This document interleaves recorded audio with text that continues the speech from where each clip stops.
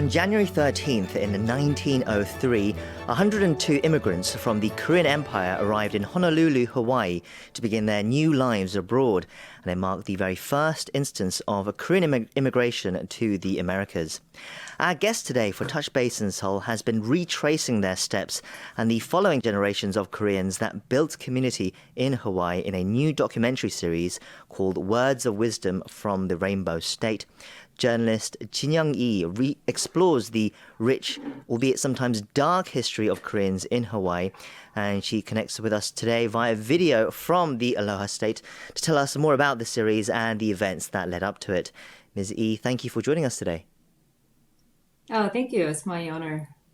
Now, before we get into the creation, let's talk about its creator. You yourself first landed in Hawaii at 24 years old, but realized a short trip just wasn't enough.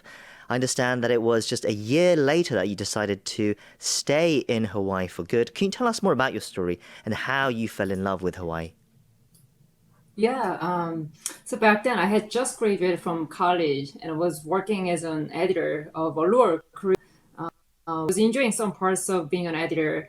I wasn't happy in many other parts. For example, like work hours were very long and I had to write so many stories within a short period of time. And living in Seoul, you know that it can be quite hectic. It's got lots of, great energy and all that. And when I visited Hawaii for the first time, I was very surprised at the pace of life that they had. It does not seem rushed at all, and they respected the nature and they respected each other. And it is called the Aloha spirit, and I wish I lived a life like that. So then I suggested to my fiance back then, my husband now, that if we could try living a year in Hawaii after we got married. And he agreed, and we moved to Hawaii right after we got married. And the 1 year became 17 years, basically. My 17th year here now. Wow, it sounds like you almost had some sort of reverse culture shock, should we say, where you felt so comfortable in Hawaii, in this new environment that you wanted to stay. And then I understand that with your experience in journalism, with your major in journalism from Ewha Women's University, you landed work in radio as well as becoming a news anchor for a Korean TV station in Honolulu. Can you tell us more about those experiences as well? Yeah, sure. For the first year in Hawaii, as I didn't have a work permit in the US yet, I wrote a Hawaii travel book called I Love Hawaii, as I wanted to share the beauty of Hawaii as I was traveling the islands with my Korean readers. And then I started to write for Korea Times Hawaii and also reported the news for the radio station. And for the last 7 to 8 years, I worked as a news anchor for a Korean TV station in Hawaii. But then I left my TV job as I started producing Words of Wisdom, the documentary series, because I wanted to focus on it. I wanted to do more freely. So you gave up your job to create this documentary series, Words of Wisdom from the Rainbow State. Can you tell us about what led you to that decision? What led you to think and create this series? Yeah, it's a good question. There were many reasons. There are so many motivations that I had, but there were like two major motivations that pushed me to do this project. First, the Korean immigrant history touched my heart in many ways, and I wanted to share that with others, especially the younger generation. I have two daughters, and I wanted my daughters and their friends and or other young people to know how much love and support they have received from their ancestors. I'm not saying that Koreans are particularly superior to any other ethnic group. They are, but I'm not saying that we are better than the other ethnic group or not. I wanted our children basically to understand their history first and then their friends' history as well. And when they understand each other's past, I believe that they can live better together. And secondly, I wanted to do this project because I believe that to record and to document the project that shouldn't be forgotten as a Korean is the best way I could contribute to the society I live in as a journalist, if I want to call myself a journalist. Sure. The Aloha State is currently home to more than 70,000 Koreans, I understand, whom you say in your piece are as Hawaiian as they are Korean. But you sought those who were descendants of the very first immigrants who landed on the island as well. Can you share us about your thought process about why you wanted to reach out to those people in particular and how you found such people?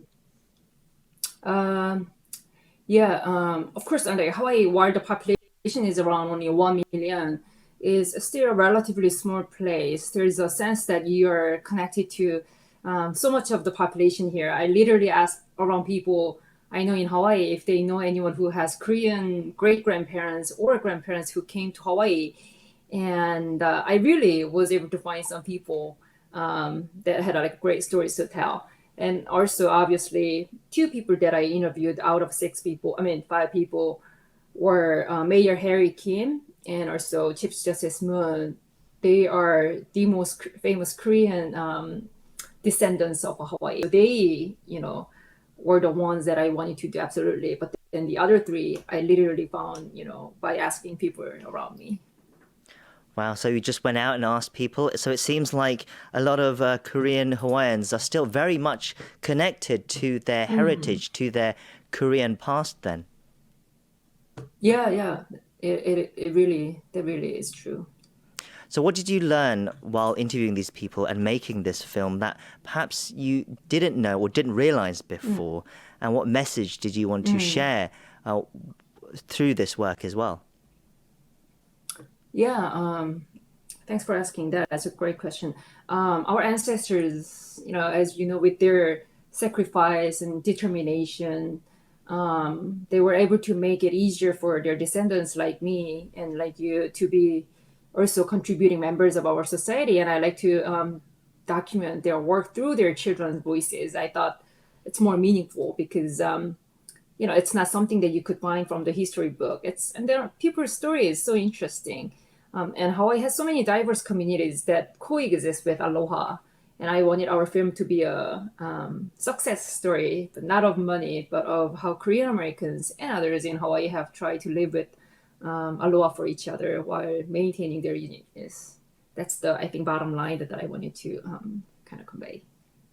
Well, it was selected for the 2021 Hawaii International Film Festival and finalist Yeah. at the Stockholm City Film Festival as well. So that gives us an idea of how it's been received so far. But from your personal experience, how have people reacted to the series? How's it been received? Yeah, yeah, I never imagined something like this when I was producing in the beginning, but I really was fortunate to have my documentary to be featured and awarded in several prestigious film festivals. And actually, more than the recognition of these festivals, I was moved by experiences I had this past months in Korea.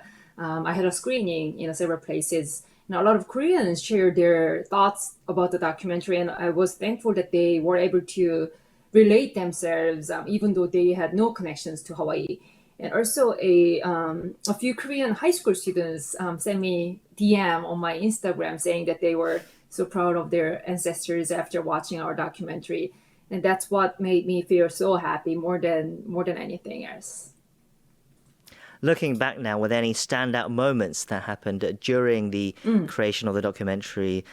Something perhaps one of your interviewees said, maybe something that occurred during the production that sticks to you in your mind? Um, there's so many. Like believe it or not, like when you edit an interview like this, um, like even though the shooting day is one day, you edit it for like 2 months, and then if you watch over and over, you get really it's really it can be tiring.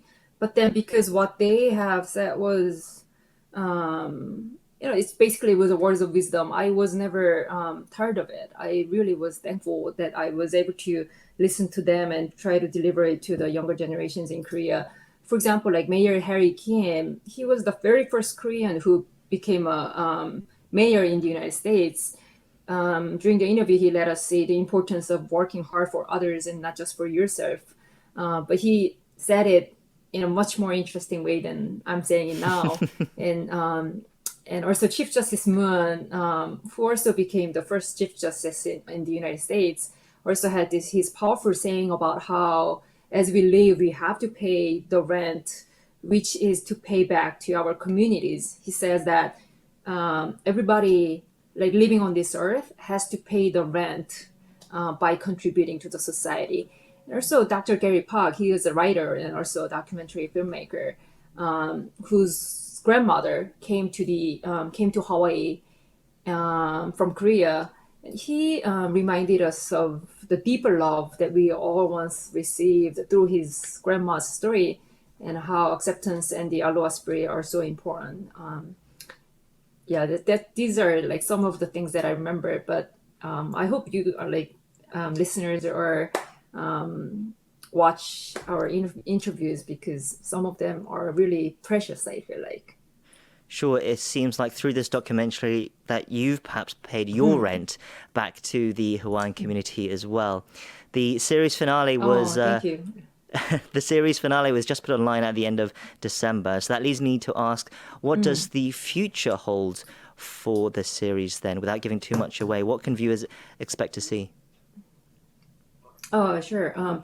So because it's produced non-commercial documentary, we couldn't sell the series to commercial platforms or screen through movie theaters like general movies. Now it's only available on the Korean consulate's website, who funded 50% of the production fee. So now I'm trying to find a way to reach more viewers. There have been a few teachers and professors who invited me and the film to screen in the classroom, and I'm going to Maui for offline screening next week too. And if you want to screen this film in your classroom or any gathering, as long as it's not for profit, we'll be happy to provide you a file to play or have a talk with me through Zoom and all that. And basically, I'm trying to get more people to watch the documentary and to get inspired. Sure, and I know you've just finished, but are there more plans for more stories to be told in future documentaries? Yeah, I'm planning to produce season 2 this year. And to do that, I consistently am searching for Korean descendants who have stories to tell. I think their family history is Korean immigrant history itself. It talks more than what we can see from history books. So if you know anyone who is a descendant of those first generation Korean immigrants, and who has the words of wisdom that they have received from their family ancestors, let us know. It would be great to feature them in the season 2.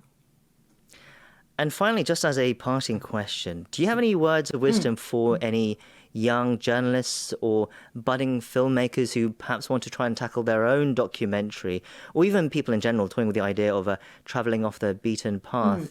It seems like you made a very brave decision to leave your job to pursue this documentary as well. Yeah, yeah, it's a very good question, but very hard to answer. I'm still in the way of finding my own passion and all that. But I like to share. I like to tell them never give up in searching for their passion. That's crucial to live a happy life, I think. But it's not sometimes easy. And I like to share a small tip. I find archiving, like recording, a very good and useful way to find what you like. And when I say archiving, it can be writing, or it can be taking videos or photos. And to encourage that, in fact, I just posted on my Instagram about the very first Words of Wisdom Film Festival. This is a small event that I'm throwing for the young Korean boys and girls. If I could tell you a little bit about it, I will give like 1,000 cash prize to 8 young generations from whom submit their video movies in any length and in any topic. And my editor and videographer of this documentary series will be a judge with me. If you're interested, please see posting on my Instagram, and just try to always record or like archive like what you like, and hopefully that way you can find what you like. Sure, and we'll provide links on our social media as well. Our listeners can also, as you've mentioned, check out the documentary series as it's available free online. It's on the official YouTube channel of the ROK Consulate General in Honolulu, or just search for Words of Wisdom from the Rainbow State. Viewers can watch the entire series in both Korean and English subtitles. You can also learn more about the project and those behind it at therainbowwords.com. We've been speaking to its director, Jinyoung LEE. Miss E, I would like to thank you once again for your time, and it was an absolute pleasure to talk to you today. Oh, thank you so much. It was my pleasure.